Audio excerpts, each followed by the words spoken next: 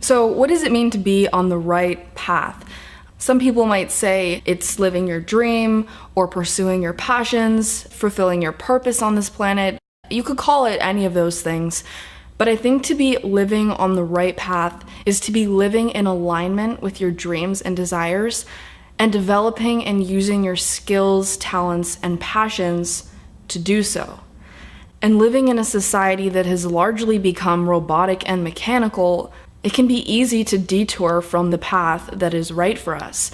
And so there are common behaviors and emotional states, psychological states that I've noticed within myself and others when we are not on our right path.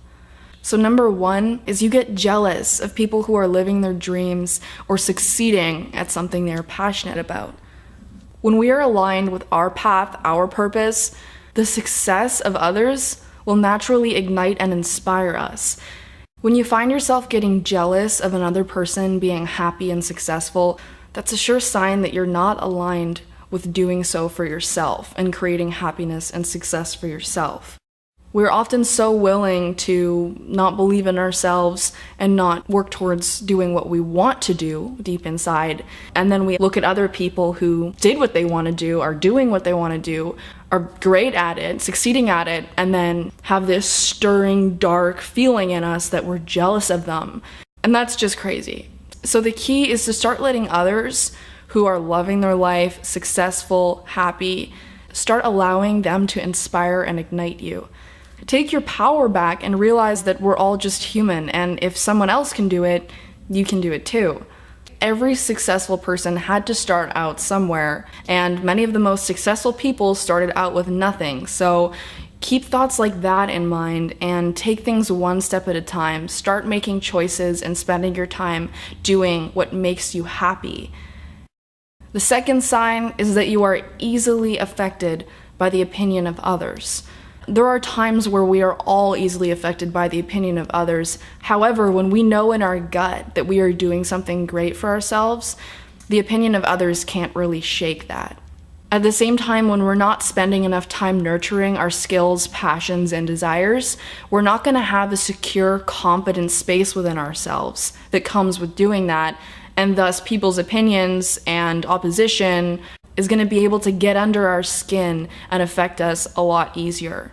So what to do? Realize that regardless of their intentions, not your parents, not your family, friends, coworkers, or peers truly know what life path is best for you.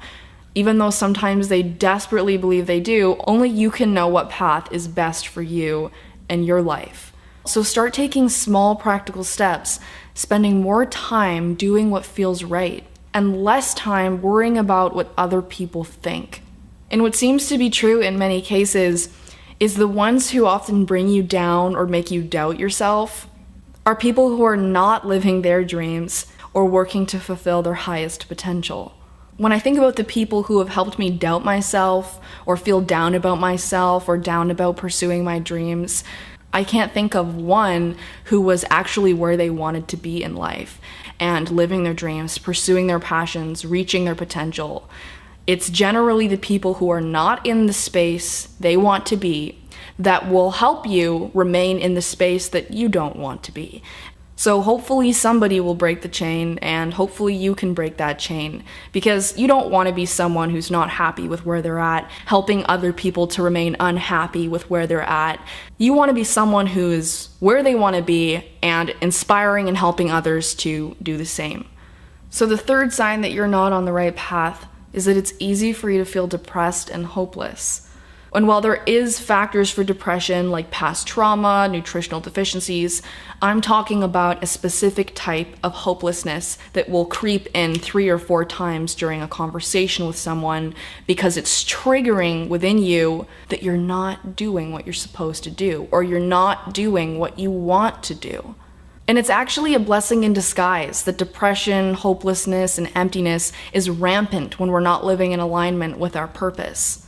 Otherwise, we would be happy wasting our potential away for the rest of our lives. But we're not. We never are.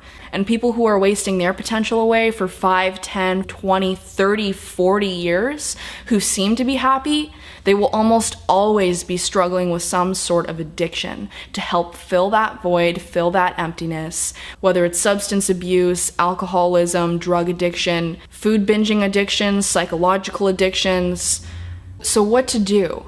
Don't try to ignore or mask up your sadness or emptiness with substance abuse, binge eating, or happy thoughts. Why are you feeling bummed out? Are you being all that you can be? Are you loving yourself enough to work towards being the best version of yourself?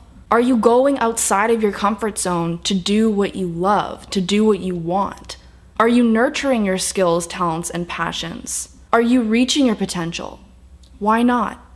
Ask yourself those questions, dig deep, and allow yourself to feel the emptiness, allow yourself to feel the pain and sadness, and get to the core of why it's there, and take the steps necessary so that it's not going to be there, and that it can be replaced with confidence, passion, purpose, momentum, and so on.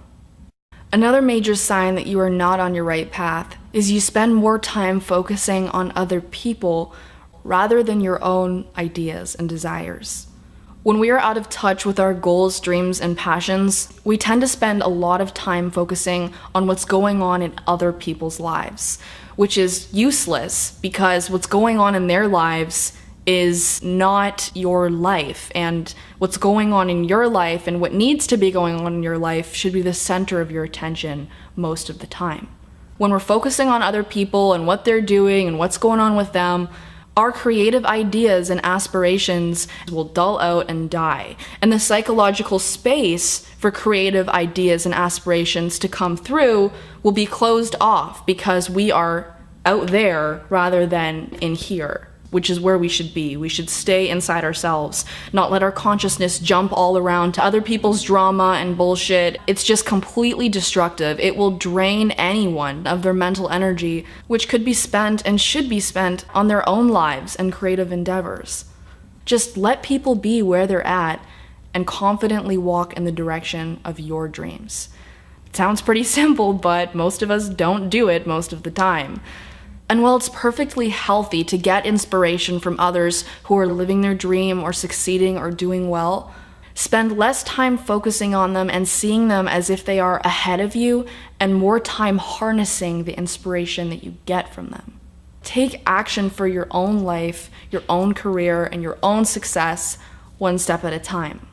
So the fifth red flag is that you continuously make excuses as to why you can't. If there's one thing that almost everyone is good at, it's making excuses. I'm a master of it myself, and what do I get out of it? Self-loathing, lack of productivity, and emptiness. What's that one thing that you've wanted to do or start doing or accomplish for a while? And what's the one word that always helps to stop you every time? It's the word can't. We need to focus on potential, possibility, and solutions, not excuses. And the word can't is the most popular excuse builder for not achieving greatness and not moving forward. So when it comes to your dreams, desires, and goals, get rid of the word can't and replace the content of your thoughts and the words you speak with all that you can do. And so overall, we make it so much more difficult than it needs to be. Whether it's I'm not good enough, or she said this, or he said that, or but I can't, or but what about this, or it's too late. We come up with excuses to shut out our inner desires and resist what our heart wants.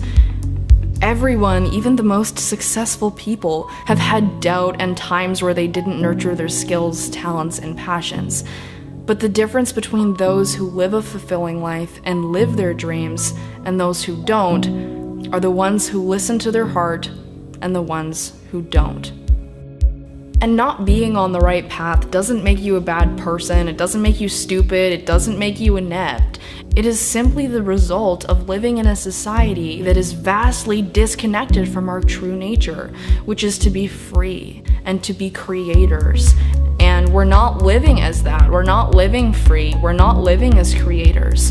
We're living as slaves whether it's to institutions or the monetary system or the media or our own mind. We need to break out of how we've been living. Otherwise, we're going to remain in a society that is rampant with addiction, depression, suicide, and overall lack of fulfillment. And that doesn't have to be the case. Most people have everything they need to start working towards their fulfillment right now, and most people aren't doing that. So start believing in yourself more and start listening to your heart more.